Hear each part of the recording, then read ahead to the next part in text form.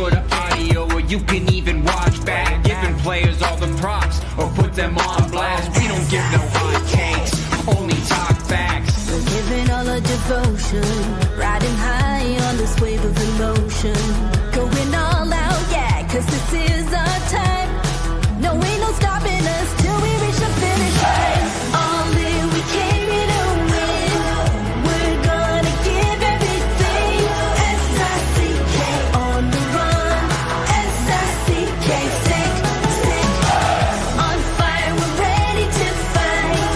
We'll bring the house down tonight. S-I-C-K on the run. S-I-C-K, sick. Play it on the car ride, play it when you lounge. X and O, you know that we can hold it down. Shout out to my man Sammy, got it off the ground. And to all the listeners tuned in right now, got debates, analysis, and speculation. This is sports talk for the new generation. You know where to find us, got a reputation. Sick podcast, your #1 sports destination. Giving all our devotion, riding high on this wave of emotion. Going all out, yeah, cause this is our time. No, ain't no stopping us till we reach the finish line. All in, we came here to win.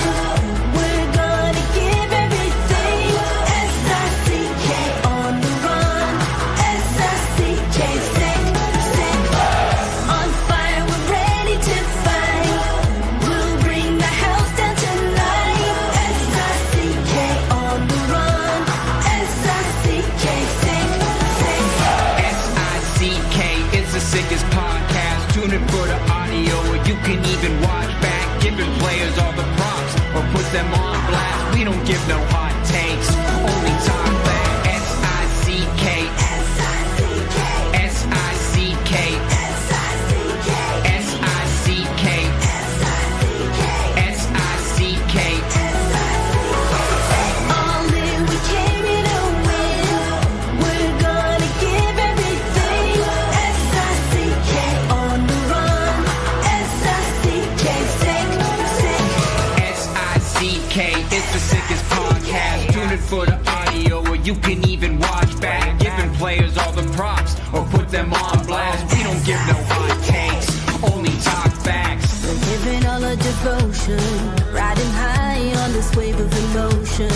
Going all out, yeah, cause this is our time. No, ain't no stopping us till we reach the finish line. All in, we came here to win. We're gonna give everything. S-I-C-K on the run. S-I-C-K, sick. On fire, we're ready to fight. We'll bring the house down tonight. S-I-C-K on the run. S-I-C-K, sick. Play it on the car ride, play it when you lounge. X and O, you know that we can hold it down. Shout out to my man Sammy, got it off the ground. And to all the listeners tuned in right now, got debates, analysis, and speculation. This is sports talk for the new generation. You know where to find us, got a reputation. Sick podcast, your #1 sports destination. Giving all our devotion, riding high on this wave of emotion. Going all out, yeah, cause this is our time. No, ain't no stopping us till we reach the finish line. All in, we came here to win. We're gonna give everything. S-I-C-K on the run. S-I-C-K, sick. On fire, we're ready to fight. We'll bring the house down tonight. S-I-C-K on the run. S-I-C-K, sick. S-I-C-K, it's the sickest podcast. Tune in for the audio, or you can even watch back. Giving players all the props, or put them on blast. We don't give no hot takes, only talk back. S-I-C-K, S-I-C-K, S-I-C-K, S-I-C-K, S-I-C-K. Turn up your volume. Because you're about to listen to The Sick Podcast. With Tony Marinaro. 55 seconds left in the penalty, a minute and 27 seconds left in regulation time. Boston 4, Montreal 3. Lafleur coming out rather gingerly on the right side. He gives it into Lemaire, back to Lafleur. Oh! The sickest Montreal Canadiens podcast. You're in the ball! Sports entertainment like no other. Rejoint, on lui fait perdre la rondelle, une passe devant. Et c'est le dégagement et ce sera la victoire des Canadiens. Coupe Stanley pour les Canadiens. Leur 23e de l'histoire. You found the dogs! John, you found the dogs! He found the dogs! And all together, they worked a young team to the top. And now, a 24th Stanley Cup banner will hang from the rafters of the famous Forum in Montreal. The Canadiens win the Stanley Cup. Brought to you by Energy Transportation Group. Driven to be different. La Vida TV. Embrace your true nature. And Playground, your premier gaming destination. It's gonna be sick.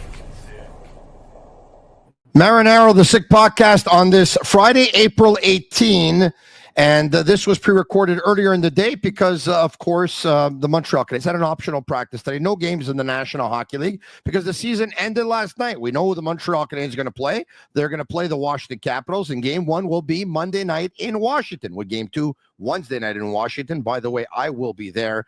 Game 3 and 4 Friday night next week and next Sunday in Montreal, of course. Once again, optional practice for the Canadiens. 7 players made their way onto the ice, and we found out some news today regarding one of Montreal Canadiens' veteran players, which we'll talk about in just a minute. But not before I talk to you about Energy Transportation Group, a leading full-service logistics provider serving all of North America, driven to be different. Also, brought to you in part by Playground. If you're looking for the ultimate entertainment destination, Playground is your ticket to the nonstop thrills. Experience heart-pumping gaming action and a world-class poker experience. Playground is the 2025 winner of Fan Choice Best Poker Room at the Global Poker Awards. Indulge your taste buds at their incredible restaurants. Then let loose with live music and electrifying DJs. Enjoy unmatched customer service just minutes from downtown Montreal, right across the Mercier Bridge. While settle for ordinary when you can have extraordinary at Playground. It's all here. Visit playground.ca to discover more. Without further ado, today we're going to talk Montreal Canadiens hockey, and we're going to talk Washington Capitals hockey. First, let me introduce from the Montreal Gazette and HockeyInsideOut.com, Stu Cowan. How are you? I'm doing well, Tony. How are you doing? Extremely well. You were at Brassard earlier today. You were at the Canadiens. The Canadiens had called a practice Friday, Saturday, and Sunday. And then earlier this morning said, you know what? It's going to be an optional practice instead. 7 players jumped onto the ice, and we're going to talk about that in just a couple of minutes. We're also going to talk about the Washington Capitals and Steve Whyno, Stu. If you could stick around, Steve Whyno will join me from the Associated Press. He covers all NHL teams, but he's based out of D.C., so the primary team that he covers is the Washington Capitals. So I look forward to having that conversation. We'll talk about the Capitals with Steve. But first and foremost, the big news today, we kind of had a feeling, Stu, because A, we saw that he was slowing down. B, we saw that he was breaking down. C, he finished the year in Montreal the way he wanted to. D, he had his family over by the bench at the last game of the season to take a picture. And E, we found out that he had a hat made basically to commemorate his entire NHL career and all the teams that he's played with. We're obviously talking about David Savard, who let members of the media know earlier today that he made up his mind a couple of months ago. This will be his last season in the National Hockey League, and he let everyone know about it today. Stu, your thoughts? It just sort of came out in a scrum. I was in the scrum. It was mostly the French guys around, and he just sort of said that this was it for him. His body was telling him it was time. 14 years in the NHL. He's had a long career. He had mentioned to his agent earlier this season he wanted to see his contract expires. He could become an unrestricted free agent this summer.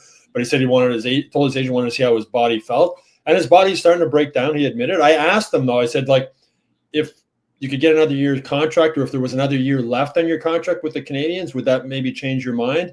And he said maybe. So I think it's a case of if he was going to play anywhere again, he was going to stay in Montreal. And he sees the writing on the wall that there's not really a spot for him moving forward after this season with all the young defensemen coming up. And he's decided this is the way to end it. And Jake Evans said it was sort of weird the last game because they knew it possibly could be his last game, right?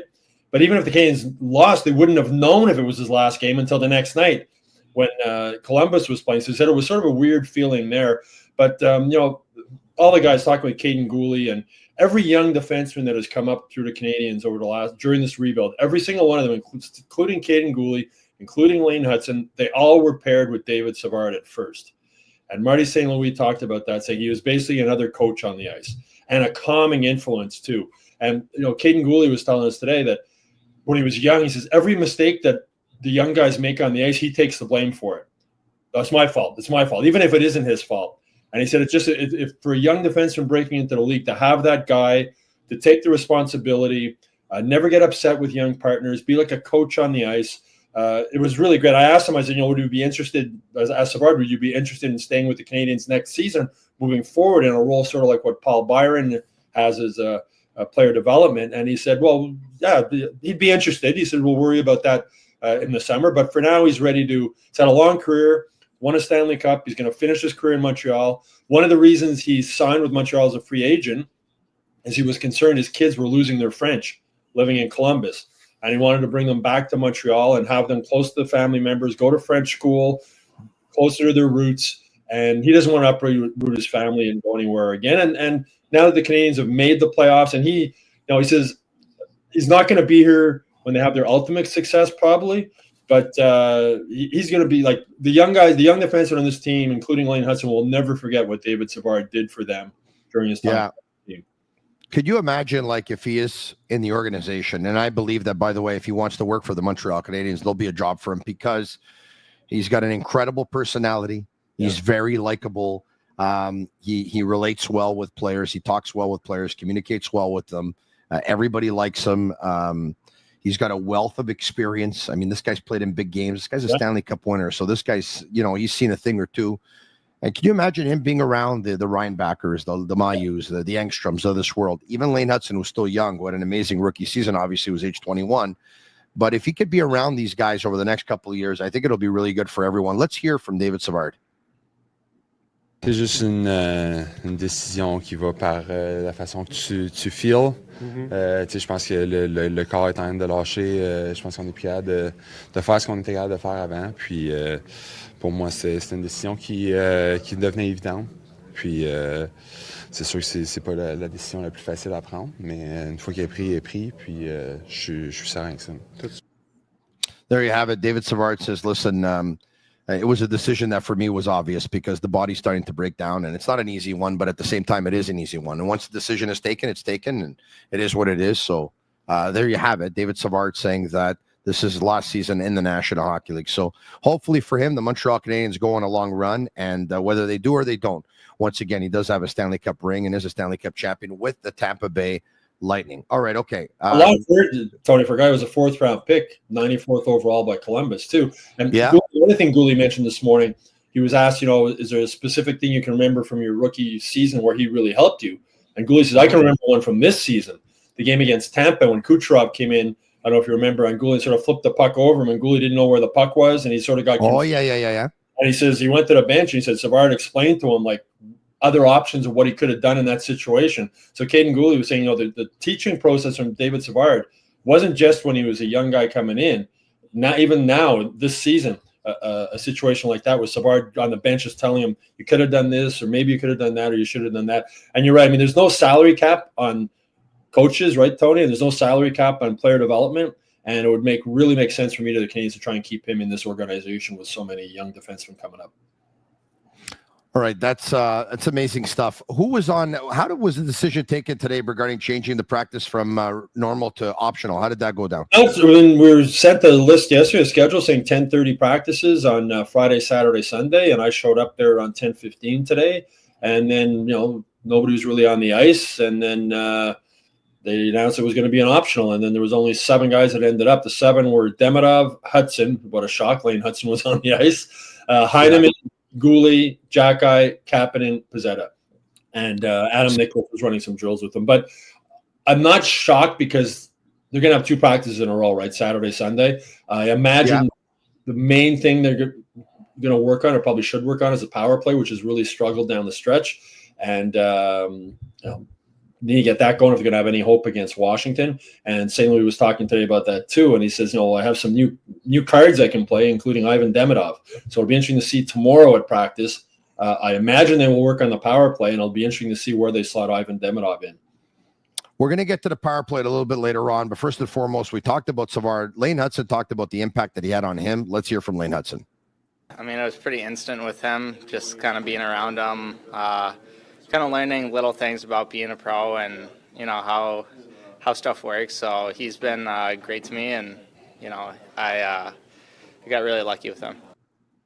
There you have it. Lane Hudson saying you got really lucky with David Savard, which is pretty cool to hear. You talked about Hudson and the fact that he was first on the ice today. I think everyone loves that about him. Like, he never takes, even when they don't have a practice, he shows up to the rink and he skates. It happened this year. He was by himself at the rink. I think everyone that loves that about him. But at the same time, you have so many people saying, listen, I know you're passionate and good for you. You love the game. It's amazing. But man, take some time off. Like, a lot of people thought that he was feeling pretty tired here down the stretch in the last week of the season. I'm one of them. He didn't nearly have the same amount of jump or the same juice that he did prior to that in the game versus Ottawa, Toronto, Chicago, and Carolina. He wasn't the same Lane Hudson that he was prior to that. How do you feel, Stu, about him jumping on the ice all the time and not giving his body a break? You know what? The thing is, when he's like, morning skate, there's a practice today optional, or when he does go out by himself, it's not like he's doing wind sprints out there doing back and forth. He's out for a skate, right? It's sort of like a kid going to the outdoor rink almost. And he has such a passion for hockey, and the Canes don't want to take that away from him. He was telling me, I asked him about that. There's one Sunday I remember about a month ago, the Canes told him, don't go to the rink. Like, you're basically not allowed to go to the rink today. Take a day off. That's the only time I think they've done it. He appreciates that they've let him just do his thing and get ready for the game the way he gets ready for the game. So he's not having a rigorous workout when he's there. Like this morning, they did some drills, passing it around. It was just keeping your skills sharp, I think. And he just loves to be on the ice. And he's living with his mom in a downtown condo. I asked him about what it's like being recognized everywhere he goes around town. And he said, well, I don't really go out much. Like, he is a hockey. He lives, breathes, sleeps, eats hockey. It's his passion. It's his love. It's what he wants to do. And a day not at the rink for him is hard. Like, he wants to be on the ice and he wants to skate. And you got to remember also, in university, like, he had studies he had to do and other things he had to do. This is the first time in his life that he just has to worry about hockey, and he's loving it. And he's taking up. So I'm not concerned about him showing up. And as I said, it's not like he's killing himself out there on these optional skates or optional practices like today. So let's talk about the power play now, because you mentioned that Marty said that he has options. The power play, I was like, is just over 20%. So basically, on every 5 power play opportunities that they get, they score once. The best power plays in the league are above 25%, and the Canadians are just over 20. There's something really odd that's transpired, Stu, but I guess we can explain it. We thought that Patrick Laine would make the Canadians power play better. Statistically, it was better before his arrival. So it was better from the start of the season up until December 1st. And after December 2nd, statistically, it's below. Your thoughts?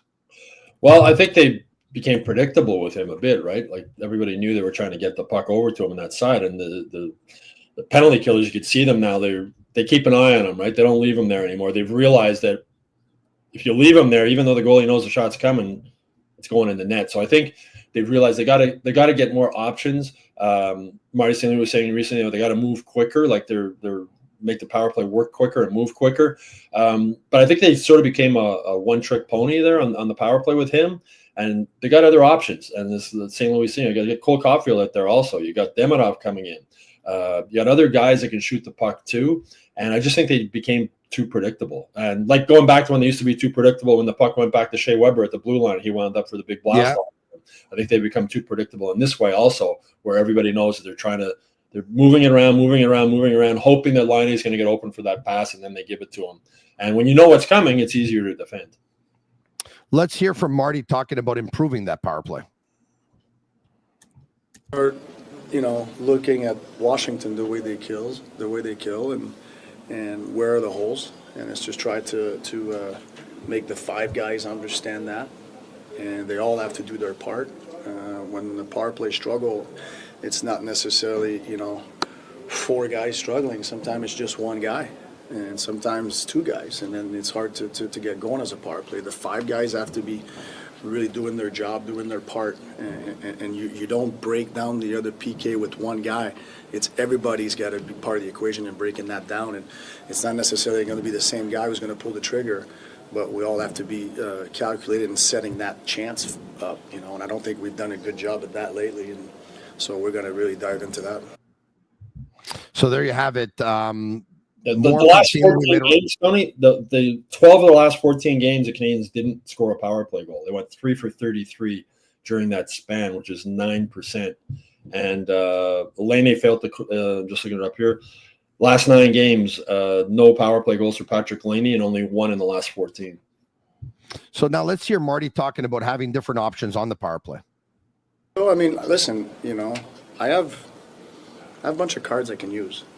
Obviously we got Demidov now. It's a new card. I don't know exactly how I'm going to use all these cards, but we have plenty of cards.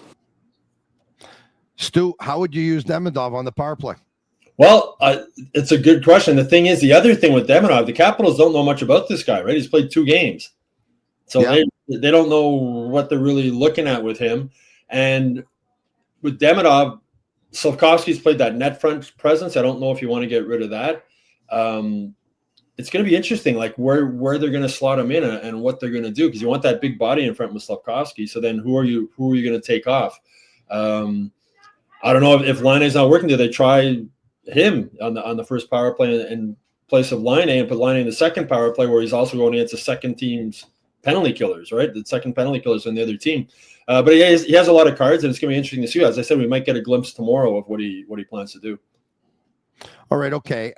Speaking of the power play, Jake Evans talked about what makes a good power play. This is odd and it's funny in a way, but at the same time, it's not really, because you're asking a penalty killer what makes a good power play. And a lot of people say, well, why don't you ask a power play guy? Well, if there's one guy who knows how to stop a good power play, it's a guy who's a penalty killer, right? So let's hear from Jake Evans on what makes a good power play. It's tough. It's depends obviously on personnel and what you're going with, but for me, it's the tougher power plays are the ones that keep you guessing. They don't, have one way of scoring. They've got a lot of options and they keep moving around, and so that's always a challenge for us as penalty killers when there's a ton of options and there's a lot of movement out there. But I'm sure those guys will figure it out. Keep you guessing, a lot of options, a lot of movement. That's what Jake Evans says is the key to a power play. You know who keeps you guessing? And you know who gives you options? And you know who gives you movement, Stu? Who's that? Demidov. Exactly. Yeah. Demidov. And as I said, the Capitals don't really know him either, right? They don't know this guy yet. No, he could be like a real wild card here. He could be a joker because they don't know him all that well. And by the way, I spoke to Alex Kovalev the other day, or through text message. I spoke to him once on the phone and then once by text, and I asked him about Demidov, and like he himself doesn't know him, right? He doesn't know him.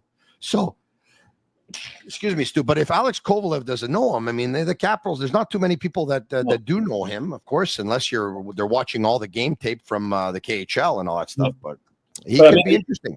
It is. I mean, you look at the first power play unit. You got Slavkovsky, Suzuki, Caulfield, Laine, and Hudson. Who do you take off, right? I mean, as I mentioned, Slavkovsky's big body in front of the net, but maybe he's the guy you take off and you just sort of, move it around more and have guys maybe rotate in and out from in front of the net.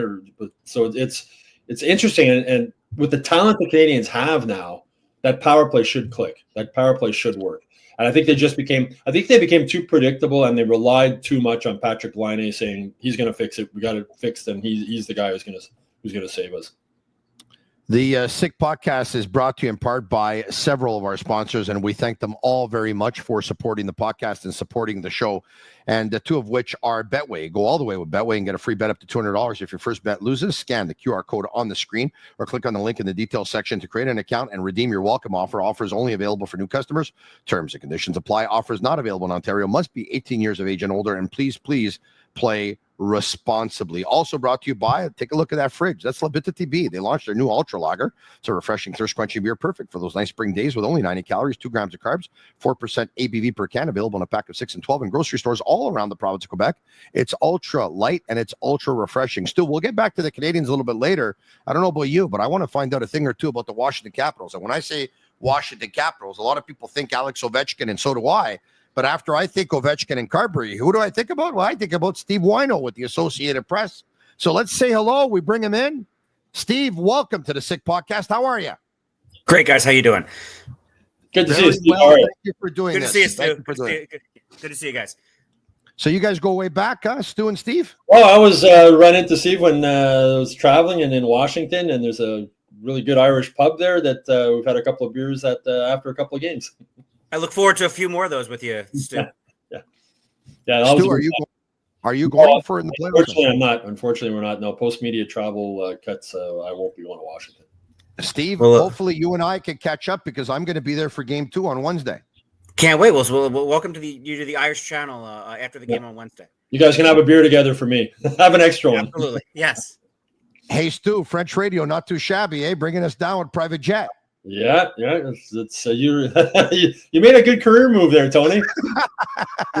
All right, Steve. Thanks for doing this once again, Steve. I have an opinion, and I don't know how good it could be, or maybe far-fetched, or how flawed it could be. And ultimately, I guess we'll only find out at the end of the playoffs. But can it be? I'm just throwing it out there. Can it be that the Washington Capitals exerted so much energy in helping Alexander Ovechkin break Wayne Gretzky's scoring record that they might take a step back in the playoffs? Possible? It is possible, Tony, and I think you're right. We're not going to know the answer to that till later. And I don't know if it's as much the energy they expended to get him the record, but how much they had to abandon the game that was working so well for them for the first 3 quarters of the season. Everything was going so well with them just playing hockey. And when the records start getting closer, they were playing Ovechkin. They were playing getting the puck to him as much as possible to get him the record. And they had such a cushion atop the Eastern Conference and the Metropolitan Division that they could do that you could just worry about that as much as winning. And because he was pumping in the goals, they were winning at the same time. But it wasn't the sort of hockey, and Spencer Carberry knew this and pointed it out, that they want to see come playoff time. And they've spent the past few games now trying to get their act together while also resting John Carlson, Jacob Chikrin, Alex Ovechkin sat out a game. They had to do some load management along the way. But the problem is they changed their entire style of playing, not necessarily the 3 lines rolling when Alex Ovechkin wasn't on the ice, but when Ovechkin was out there, that was their focus. That was their motivation for a good month of this season. And it's something that I said this on Washington radio recently, that like, even if the Capitals do flame out in the first round or second round, that everyone's going to remember this as the season of the chase. But yeah, it certainly changed the trajectory of how the Capitals were playing, given how close Alex Ovechkin got to get passing and then breaking Wayne Gretzky's record. Do you see any chance of Ovechkin having a letdown himself, that he's got the record? I know it's the playoffs, but I mean, he's got a Stanley Cup. Is there any chance that there's maybe a letdown with him because he did what his main goal was this season, maybe? Yeah, so I don't know about a letdown, but like, he's a 39-year-old hockey player, which also makes sort of the accomplishment, as crazy as it is, that he scored 43 goals, at 44 goals at age 39 is crazy enough as it is. But he went that entire playoff series last year against the Rangers without a goal, which does not happen very often. It's the first time in his career that he's gone a playoff series without registering a goal. And that's something that is certainly possible, but a lot of things in Ovechkin's game has slipped. His hands aren't the same. He doesn't move as well as he used to, obviously in his prime. I mean, none of us did as well as we did 10, 15 years ago, but he still has that shot. And still, I can see him producing on the power play in certain situations, but they're not going to be feeding him the puck the way that they had been in the month leading up to the record. He's just still that difference maker possibility, but realizing that also he's a 39-year-old guy who's in a situation where the sweet spot might be playing him 11 to 13, 14, maybe minutes a game. It's unbelievable, really, when you think of it. I was taking a look at that 2009-2010 Washington Capitals team that established so many offensive records, who played the Canadiens in the first round and ended up being upset in Game 7 in Washington. Ovechkin in 2010, 15 years ago, so I guess at age 24, had scored 50 goals. 15 years later, he scored 44, but was out for 6 weeks with a broken foot or whatever it was. It's unbelievable. He's defied like the laws of physics here. It's unbelievable what he's done. It really is truly remarkable when you put everything into context. And you know what?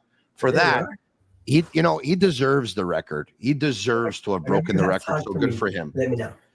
Him and Sidney Crosby, right? The two of them came in together, and there's just no sign of slowing down. Yeah, that's like Father Time is undefeated, but you look at like guys like LeBron James and Tom Brady and Alex Ovechkin. Guys don't score like this at this age. I mean, you don't see a 39-year-old guy, which is why I think we all had doubts for years about him breaking the record, because guys just don't score at this level in their mid to late 30s. So if I understand, Steve, the challenge for Carberry, and I guess what he's crossing his fingers and hoping for, is that for 3/4 of the season, they played Spencer Carberry hockey. And then down the stretch in the last month, they had a cushion and they wanted Ovechkin to get the record, so they played for him. I guess he's hoping that it's just like a riding a bike and just getting back on and start pedaling again, right? I guess he's hoping that he can find that game that they had in the first 3/4 of the season just like that.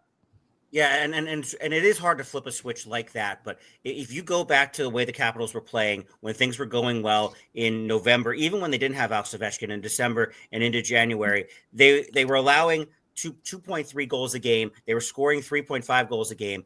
And then those numbers sort of flipped in the last sort of quarter of the season.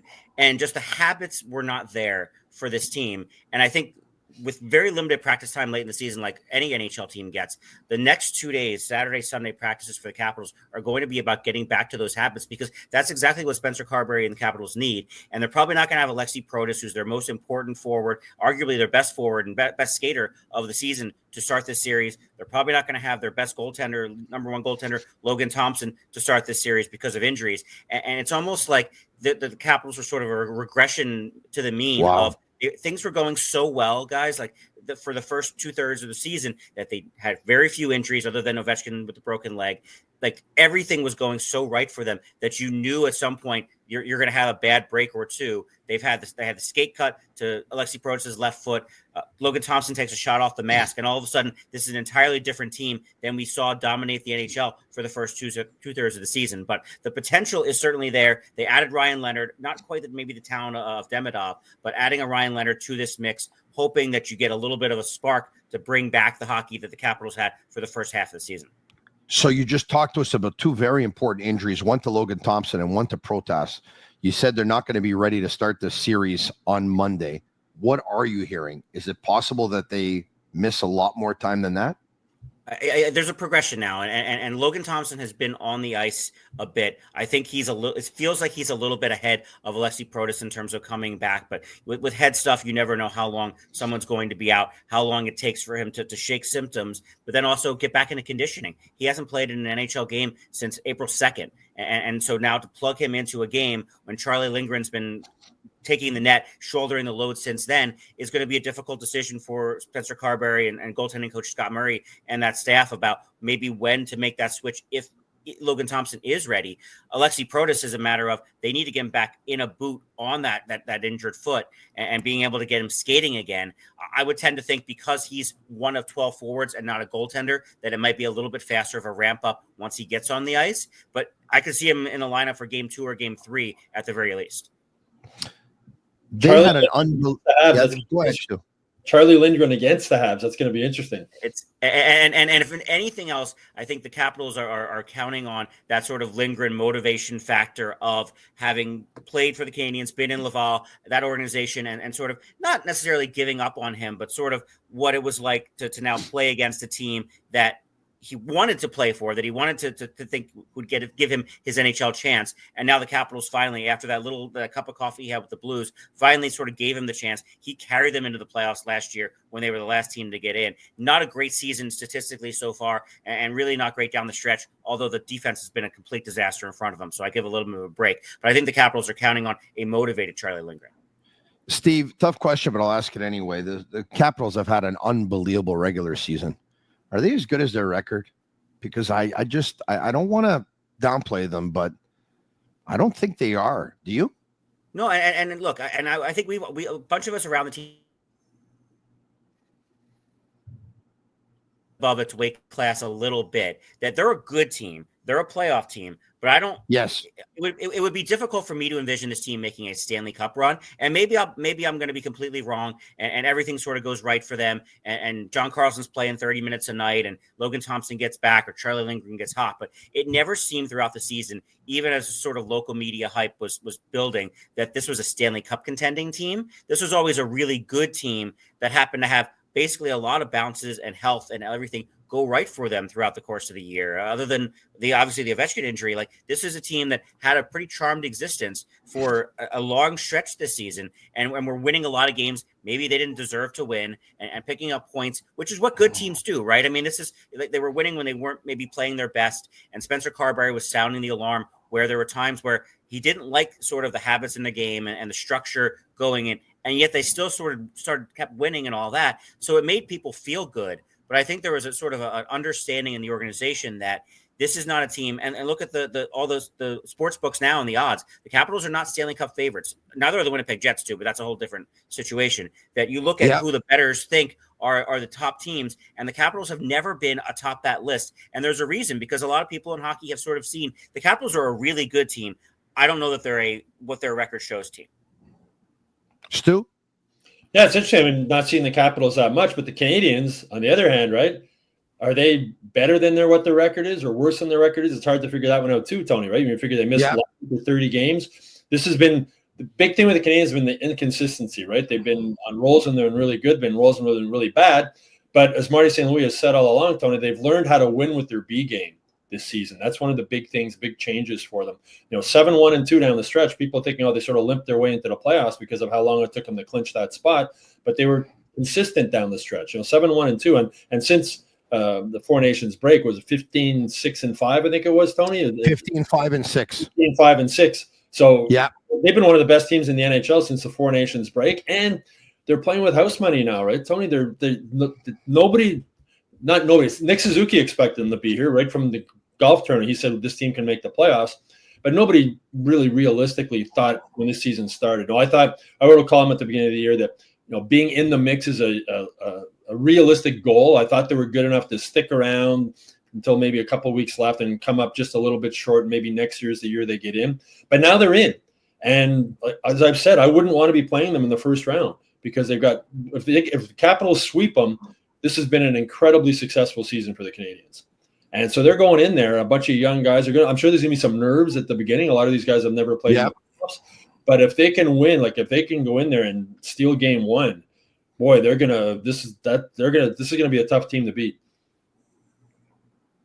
Steve, I spoke with Anthony Martineau earlier today of TVA Sports, and I brought to his attention all the statistical advantages that the Capitals have over the Canadians, right?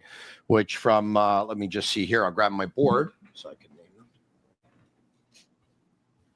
All right, so regulation wins 43-30, goals for per game played 3.51 to 2.96, power play 23.3 to 20.1, penalty kill 82.3 to 80.9, shots for 27.7 to 25.6, shots against 27 against compared to 29 against.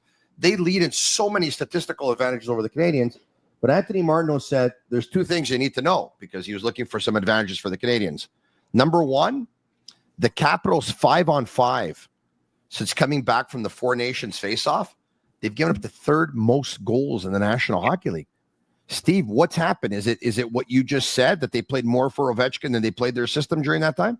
Yeah, and that's what I was just looking up was those numbers from the Four Nations face-off, where the Capitals are 15-11-1, with allowing 3.4 goals a game, where they were allowing 2.3 sort of going into that. And it's a little bit of the Ovechkin thing, but also even after the Ovechkin record, and sort of the day that he broke the record and after that, there's just something lacking in their defensive zone coverage to where the goalies have been hung out to dry. Like for the past basically 2 months, where there have been just miscues in front, missed assignments, and really even odd man rushes allowed, which is something that Charlie Lindgren got hung for 3 or 4 goals a game. I think there was a stretch where they allowed 3 or more goals a game for 11 or 12 in a row down the stretch. And no matter whether you have something to play for or not, there's bad signs in sort of the Capitals defending, which is one of their hallmarks, because they were so good at defending the first 2/3 of the year that they were able to turn that into transition offense the other way. And when they're not defending, they're allowing goals, and it doesn't feed their offense. And that's what's sort of been the problem down the stretch, other than Alex Ovechkin scoring a giant percentage of their goals to get this record, to get to 895, 896, 897. But the rest of the team, they haven't been defending well, even when Ovechkin's on or off the ice. And there's been sort of this hole in the defensive zone. And let's not forget, with Logan Thompson out, Charlie Lindgren had not been used to playing every game for this long period of time since this time last season.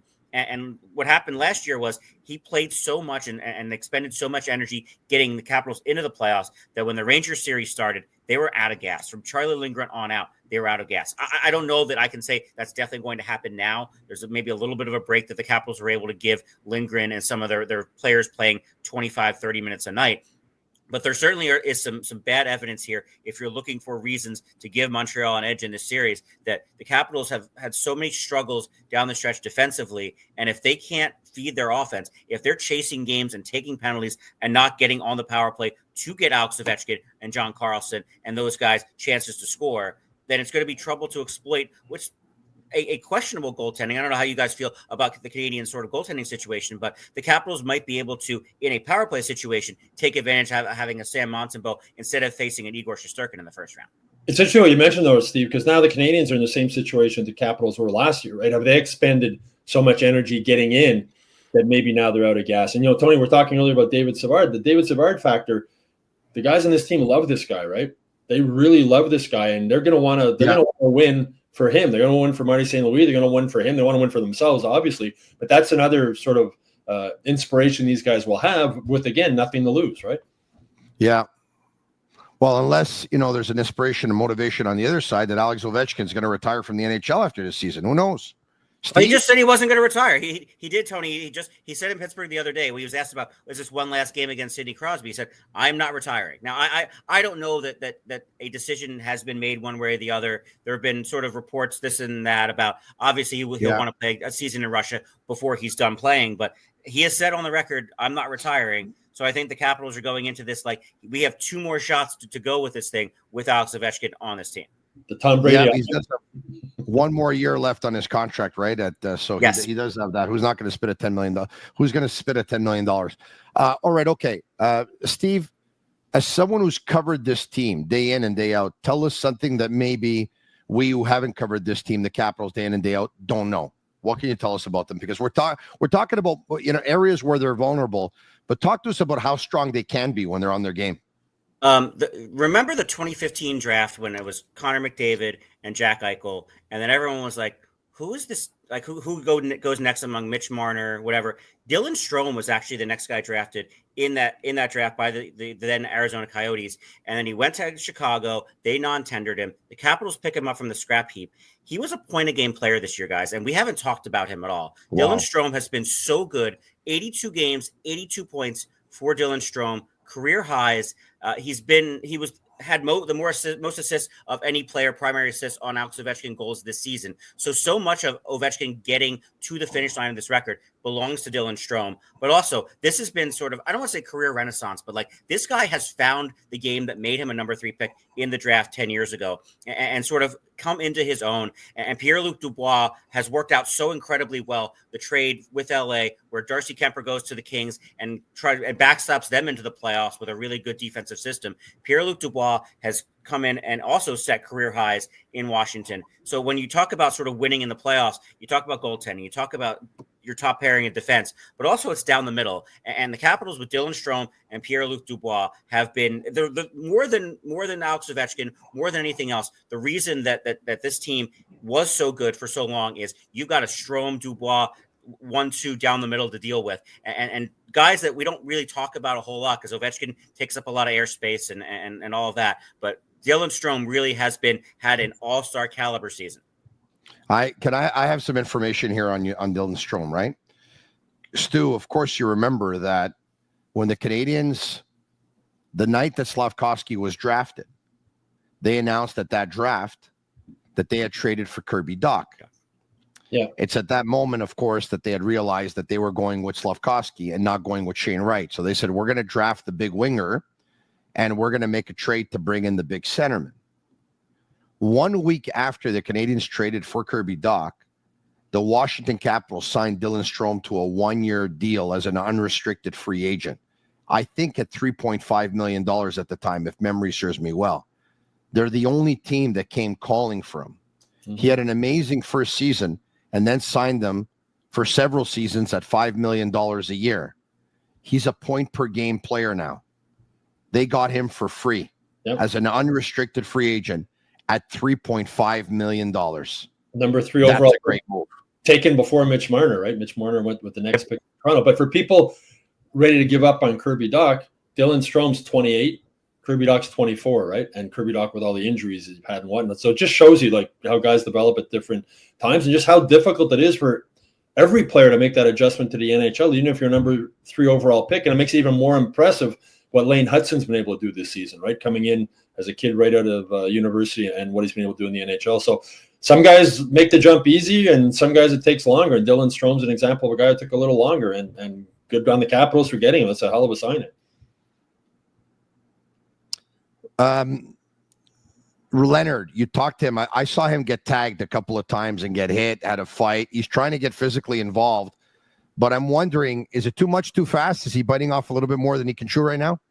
I think it's very possible, Tony, and that everyone expected Ryan Leonard to come in off of what they thought might be a Frozen Four appearance for Boston College, and they fell short, lost in the quarterfinals. But to come in and sort of be a difference maker, and maybe the expectations were too high on him. And you guys have the Demidov sort of situation now where the hype is there, but then he delivers in his debut, the assist, the goal, just sort of this electric player. But remember, Demidov had also been playing against men in the KHL. Ryan Leonard had been playing against college kids at Boston College. Not to say anything against NCAA hockey, but there's a different level up that Ryan Leonard's had to make that's more difficult than what Demidov's probably making, even from the big ice of the KHL to the small ice.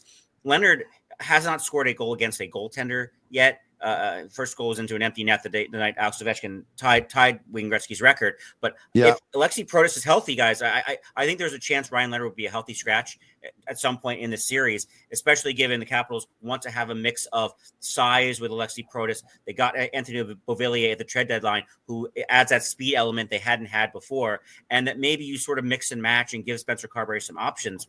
The problem they have is without Alexei Protas healthy, they have to sort of play Ryan Leonard in this situation and don't really have that sort of movability, like position flex with that Ryan Leonard's got thrown into the deep end. And I think what Spencer Carberry and Mitch Love and Kirk Muller and his coaching staff will have to do is sort of not shield Ryan Leonard, but sort of put him in positions to succeed and take advantage of matchups, because you're right. He's been trying to lay out some hits. He's been taking hits. He's been willing to fight. He's trying to do something to stand out. But what they really, the Capitals need him to do is to produce, especially at a time where over the past few weeks of the season, they have not been piling up the goals as they did earlier. Interesting what you said, Steve, about him adjusting to playing with men, right? He's 6 foot, 192 pounds. Lane Hutson had to make the same adjustment at 5'9", 165 pounds, and just even more remarkable what Lane Hutson's been able to do. And Leonard's the guy I thought the Canadians should have probably taken instead of David Rybacker in that draft. I remember thinking, the big power forward coming in, but if he's in the lineup with Washington, what he can do. Steve, who do you have winning and why? I'm going to go with the Capitals in 7, and I don't feel good about it. I don't have a feel. You could tell me the Canadians win the series in 5. I think this is a long series. I think this is a coin flip series, honestly, because you look at these teams since the Four Nations break, and you want to take the whole 82 games of the season. This is similar to the 1-8 in the West for me of St. Louis and Winnipeg, where since the Four Nations break, they're very even. And is it going to be the sort of the burst of, hey, we've been playing playoff hockey for the last 2 months that the Canadians have as an advantage, youthful. I think the Bell Center as a home ice advantage is terrific. Obviously, even Capital One Arena in Washington has been a great home ice advantage, and the Capitals have played really well there. I think this is a matter of, are the Capitals too banged up at important positions, at goal, Alexei Protas, sort of how the injuries factor in, that this is a long series that really could be decided by that one power play, that one Demidov or Ovechkin or whatever sort of goal in a game 7. I'm going to take the Capitals in 7, but I don't feel good about anything at this point, because we really watched a lot of bad hockey around the Capitals over the last few weeks, to where if you're internally or externally around this team, have to have a lot of pause. And watching the Canadians sort of get in and claw their way in has been impressive to watch. And almost a team that they do have veteran players like David Savard and those guys, but sort of the advantage of being too young and naive. And Martin St. Louis, I'm sure we'll talk about all the pressures on the Capitals and house money and all that the Capitals were that team last year. They couldn't sort of get that against the Rangers because the talent discrepancy was there. But I think the Capitals it's going to, if they can't flip a switch, it could get ugly really fast for the Capitals and send the Canadians in the second round. Steve Whyno, fantastic stuff. I hope to catch up with you game 2 Wednesday night in Washington. Is that cool? That's absolutely cool. I'll be there. Thanks for doing this, man. I appreciate it. The Associated Press. This guy does an unbelievable job. Thank you, Steve. There you have it. Thanks, guys. Steve Whyno. Stu, he really does do a fantastic job. He's a great guy. He's a lot of fun to be around. Okay, in ending here, Caden Gooley says the style of play will be in the Habs' favor. Let's listen to that. The style of play is in our favor, I think. I think that's the type of style we like to play. I think you look at a lot of games we played. I always come back to the Florida games this year. Obviously, beat them 4 times, and they're about as playoff kind of team as you can get. And we always play well against them. It's I think that's our style of play. It's just simple, hard on the forecheck, get pucks deep. Obviously, we have a lot of skill too, but I think that's our brand. It's just the pace when we play with pace, and our forechecks are. And kind of sounds cliche, but that's our style. That's our brand. So. I think a lot of Montreal Canadiens fans are going to be happy to hear that. But at the same time, we're expecting a very physical matchup.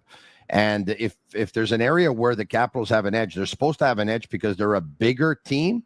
But we'll have to wait and see on that. But here's Nick Suzuki on what it takes to get it done in the playoffs. Every playoff series is the difference is always will and compete, and doing the little things right over and over again. Not giving anything easy to the other team. Obviously, there's going to be ups and downs, and you got to manage those emotions. And it's whether it's during a series, during a game. There's a lot of things going to be thrown your way, and you got to figure it out emotionally and mentally. There you have it, Nick Suzuki. Now, can the Montreal Canadiens replicate their run of 2021? That's what the city is crossing their fingers for.